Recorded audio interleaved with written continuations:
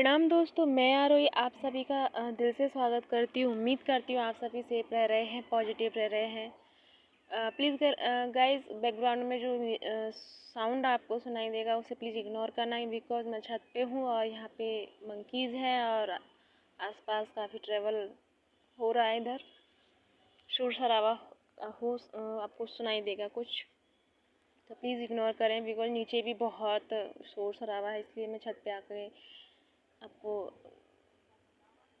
Recording करने आई हूँ। ये वीडियो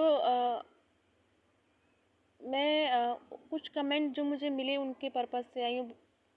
और सबसे एक बात कहूँ तो एक ऐसा पर्सन जिसके मन में बहुत प्यास है ईश्वर को जानने की, या फिर मेडिटेशन जानने की, साइलेंट एनर्जी जानने की, और बहुत उसके अंदर से प्यास है। और इसी के लिए मैं सच कहूँ तो इसी तलाश में हूँ कि लोगों को, आपको, सबको अंदर से प्यास जागे।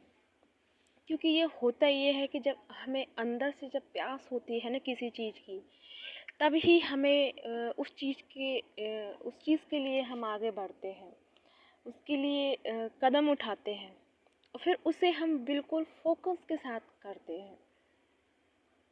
जैसे कि कुछ लोगों का प्यास होती है अपने फेमिनाइन को पाने की, या मैस्कुलिन को पाने की, या फिर अदरवाइज लव पर्सन होते हैं कि गर्लफ्रेंड बॉयफ्रेंड को पाने की,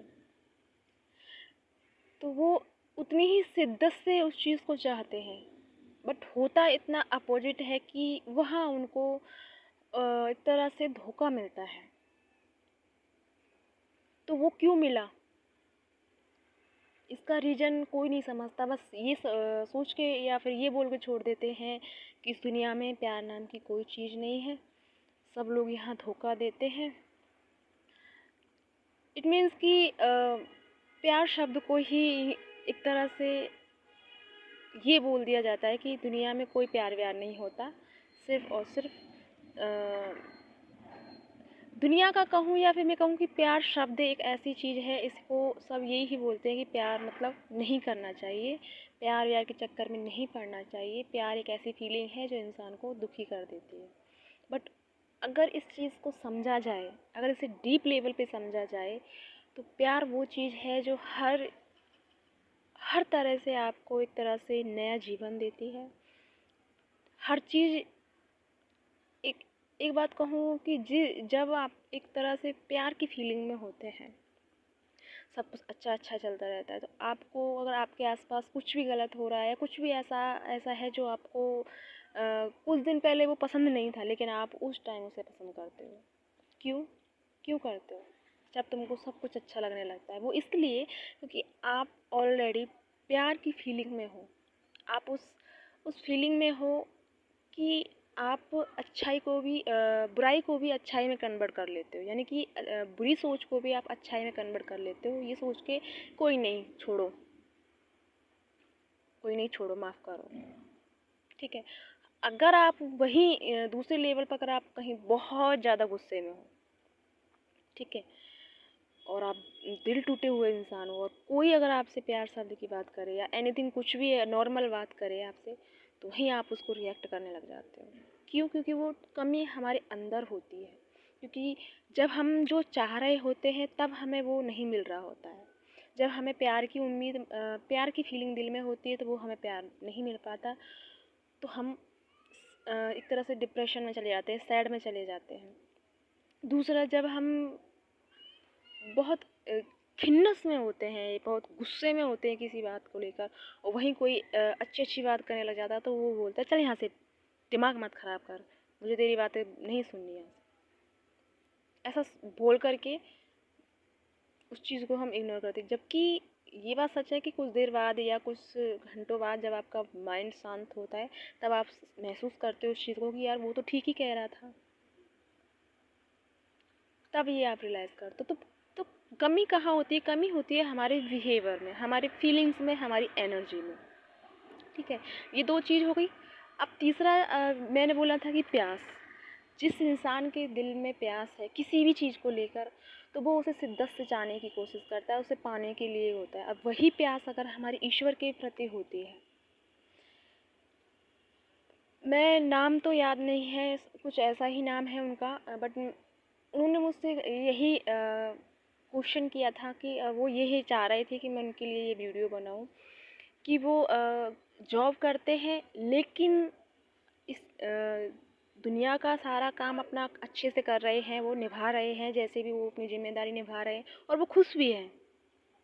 वो खुश भी है, वो इस दुख में नहीं है, काफ़ी ठीक है।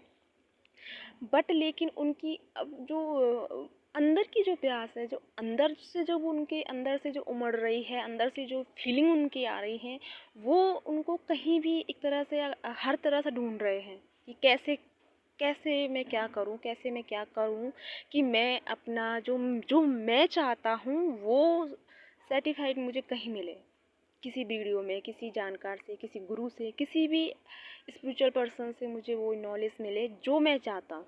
अब वो चाहते क्या है कि वो उनके अंदर की गहरी प्यास है, उनका ये, उनकी जो सोच है वो ये चाहते हैं कि मैं अपनी जिम्मेदारियों में भी बैलेंस में रहूं, और साथ में मैं अपनी स्पिरिचुअल लाइफ को भी ग्रोथ करूं, अपने जीवन के अंदर के गहरे आनंद को महसूस करूं, मैं अपने आप को जानूं, मैं कौन हूँ, क्या हूँ, और क्या है ये सब सिस्टम जो सब लोग बोलते हैं स्पिरिचुअल लाइफ, और कुछ फील भी होता है, लेकिन रियलिटी क्या है इस चीज़ की, वो उसे खगोलना चाहते हैं, जानना चाहते हैं, उनको बहुत प्यास है इस चीज़ की। तो मुझे बहुत खुशी हुई इस चीज़ को लेकर कि उनके अंदर ये फीलिंग है, क्योंकि जब हमारे अंदर ये प्यास जागती है तभी हम किसी चीज़ को ढूंढने की कोशिश करते हैं, इधर से उधर, इधर से उधर। जब जैसे कि किसी का कोई कीमती सामान खो जाता है, आज के टाइम में कीमती क्या है, फ़ोन।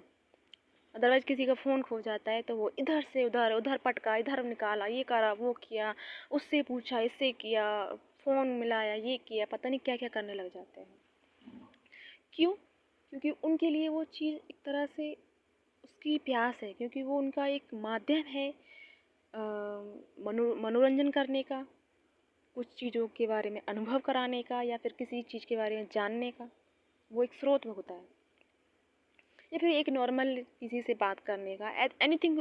फ़ोन का काफ़ी टाइम होता है, बट मैं यहाँ किसी फ़ोन मतलब एक एग्जाम्पल के तरीके से आपको समझा रही हूँ। मैं यहाँ किसी उस चीज़ से नहीं समझा रही, बस एक एग्जाम्पल के थ्रू बता रही हूँ कि जब हमें किसी चीज़ की वो होती है तो हम इधर से उधर भागते हैं, लेकिन जब हमें कहीं चीज़ें समझ में नहीं आती हैं, क्योंकि दुनिया में बहुत सी चीज़ें ऐसी हैं जो हमें भटकाने का काम करती हैं, और मैं भी बहुत भटकी हूँ। मैं भी, मेरी लाइफ में अभी मेरी 26 ईयर ही हुई है, और लेकिन फिर भी मैं अपने आप को खुशनसीब समझती हूँ कि मुझे बहुत सारी चीज़ें का अनुभव मिला और हुआ, और कुछ मुझे लोगों से पता चला जो वाकई में एक तरह से ब्रांडेड पर्सन है वो, जिनके जिनके संपर्क में मैं आई। शायद ये यूनिवर्स का ही खेल था कि कहते हैं ना कि जब किसी को वो किसी के साथ अगर उनका कनेक्शन होता है ना, तो वो कहीं ना कहीं उसे एक ऐसी परफेक्ट जगह पे पहुंचा ही देते हैं जहां हमें हमारे सवालों के जवाब मिल जाते हैं। जब हमें हमारे सवाल क्लियर हो जाते हैं तब हम अपनी लाइफ की जर्नी में आगे निकलते हैं। तो मैं उनके लिए बहुत खुश हूँ, और रियली में मैं बहुत खुश हूँ, और दिल से धन्यवाद करती हूँ उनको, ऐसी पावर प्योर सोल के लिए कि उनके मन में ये प्यास है। बहुत लोग होंगे जिनके मन में ये प्यास होती है, लेकिन बस इतना होता है कि हम भटक जाते हैं। तो उनके लिए मेरा यही सजेस्ट है कि आप अपना जिम्मेदारी भी बेखूबी से निभाते रहें, साथ में अपना स्पिरिचुअल लाइफ जो आप चाहते हैं, जो आपकी सोल की रिक्वायरमेंट है, ये आपकी सोल की खुराक समझो, या सोल की भूख है, जो जानने की भूख है, उसे और जानूँ, और जानूँ, और ऐसा क्या जानूँ, और जानूँ, और जानूँ, ये प्यास है उनके अंदर। तो मैं यही कहूँगी कि मैं मानती हूँ आप 24 घंटे साइलेंट एनर्जी में नहीं रह सकते, लेकिन जिस टाइम भी आप अकेले होते हैं उस टाइम आप साइलेंट एनर्जी में रहें। जब आप वर्क करते हो अपना फोकस 100% अपना वर्क पे रखें, ना आगे जाएं ना पीछे जाएं, यानी कि अपने काम को ही ध्यान बना लेना। जब हमें अलग से ध्यान के लिए टाइम नहीं मिल पा रहा है, अलग से कुछ करने के लिए टाइम नहीं मिल पा रहा है, तो हमें अपना वो जो हम जिम्मेदारियों को निभा रहे हैं, तो वो जिम्मेदारियों को ही एक तरह से ध्यान बना लेना। जब हम खाना बनाते हैं तो रोटियों पे ही ध्यान हो, लेकिन जब हमारा ध्यान रोटियों पे नहीं होता, हमारा माइंड कहीं और होता है। बॉडी तो खड़ी होती है, काम भी कर रहे होते हैं, लेकिन माइंड कहीं और चल रहा होता है, किसी और के बारे में सोच रहा होता है। यह हम गलती करते हैं, क्योंकि हमें ये नहीं पता होता कि हम प्रेजेंट मोमेंट में कर क्या रहे हैं। और अगर आपका ऐसा ध्यान भटकने लगे, तो आपको खुद से सवाल करें कि आप क्या कर रहे हो उस टाइम। तब आपका माइंड कहेगा कि इस टाइम आप खाना बना रहे हो, इस टाइम आप जॉब कर रहे हो, इस टाइम आप किसी से बातें कर रहे हो, इस टाइम आप कुछ फ़ोन चला रहे हो, कुछ भी एनीथिंग। तो अपने आप से सवाल करें, खुद को प्रेजेंट मोमेंट में रखने की कोशिश करें। दूसरा, अगर आप 1 घंटे का, 2 घंटे का, 3 घंटे का मेडिटेशन नहीं कर सकते, तो थोड़ी देर का, ज़्यादा नहीं तो 20 मिनट के लिए आप सुबह टाइम निकालें और 20 मिनट नाइट को सोने से पहले निकालें। लेकिन जब आप रियली मानो, जब आप उस अनुभव को फ़ील कर लोगे, तो आपको टाइम का भी पता नहीं चलेगा कि कब आप 20 मिनट से 30 मिनट हो जाएंगे और 30 मिनट से 1 घंटा हो जाएगा।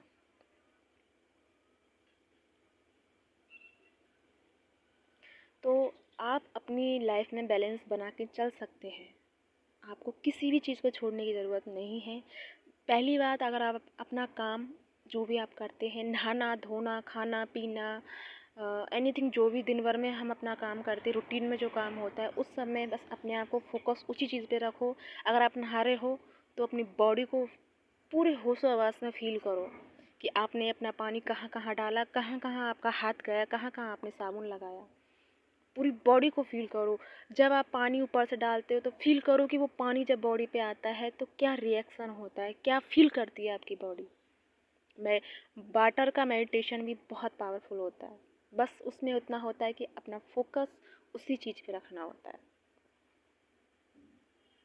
अपनी माइंड को, अपनी सोच को आगे पीछे नहा दौड़ा करके अपने आप को प्रेजेंट मोमेंट में रखना। और रहा साइलेंट एनर्जी का सवाल, तो आप साइलेंट एनर्जी को फॉलो करें, लेकिन जब आपसे कोई विशेष कोई बात करता है, तो उतना ही जवाब दें उनको, 2 शब्द का, 3 शब्द का, 4 शब्द का, 10 शब्द का, जितना उनको रिक्वायरमेंट होती है। उससे अदरवाइज़ आप कोई भी बात ना करें जो वो आपको आपकी एनर्जी वेस्ट हो। ठीक है, अगर आप नहीं कर पाते हैं, तो आप अपने आप को बैलेंस में रख सकते हैं, लेकिन आप लोगों को इतना ही जवाब दें जितना वो उनकी ज़रूरत होती है। बाकी फिर खुद अपने आप को एक मौन में आ जाएं, साइलेंट एनर्जी में आ जाएं, और अपनी थॉट आपके थॉट आपको परेशान करेंगे, क्योंकि ये मन बहुत चंचल होता है, जो हमें रोकने की कोशिश करता है। जब हम किसी अच्छे काम के लिए कुछ करते हैं, तो वो खींचती है कि नहीं, वापस आओ, जाओ नहीं, वापस आओ, मेरी चंगुल से बाहर मत निकलो, वापस आओ। तो वो ये काम करती है। तो बस जब भी आपके मन में कोई सोच आए मेडिटेशन करते वक्त या साइलेंट एनर्जी में, तो आप उसके साथ कॉम्बिनेशन नहीं बनाए। अगर माना कि आपके दिमाग में ये थॉट आया कि यार उसने मुझे ऐसा कहा, मुझे भी ऐसा कहना चाहिए था, ये थॉट नहीं आना चाहिए आपके मन में। आपके मन में थॉट आया, देखा आपने कि ये मन में विचार आया, छोड़ दो, उस पर अपना रिएक्शन ना दो, अपना खुद का रिएक्शन ना दो कि यार उसने ये कहा तो मुझे ये कहना चाहिए था, नहीं मुझे तो ये कहना चाहिए था, वो ऐसे कैसे कह सकती है, ऐसा कैसे कह सकता है। ऐसा रिएक्शन नहीं करना है। अपने विचारों को इस तरह आप कंट्रोल कर सकते हैं। जब धीरे धीरे आप ये प्रैक्टिस करोगे, तो आपके विचार रुकने लगेंगे और आपका मेडिटेशन में ध्यान लगने लगेगा।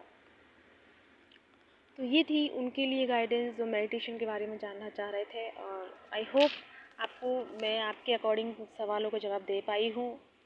और जो भी आपके थॉट हों वो मुझे कमेंट में करें। और इसी के साथ मैं आप सबसे विदा लेती हूँ। उम्मीद करती हूँ कि ये प्यास हर किसी में जागे और हर कोई अपनी अपनी जर्नी में आगे बढ़े, लाइफ की रियलिटी को समझे। यही हमारे जीवन का पर्पस होता है कि इस जीवन में आकर के हम जीवन को अच्छे से समझ पाएँ। इसी के साथ ओम नमः शिवाय, जय शिव शक्ति।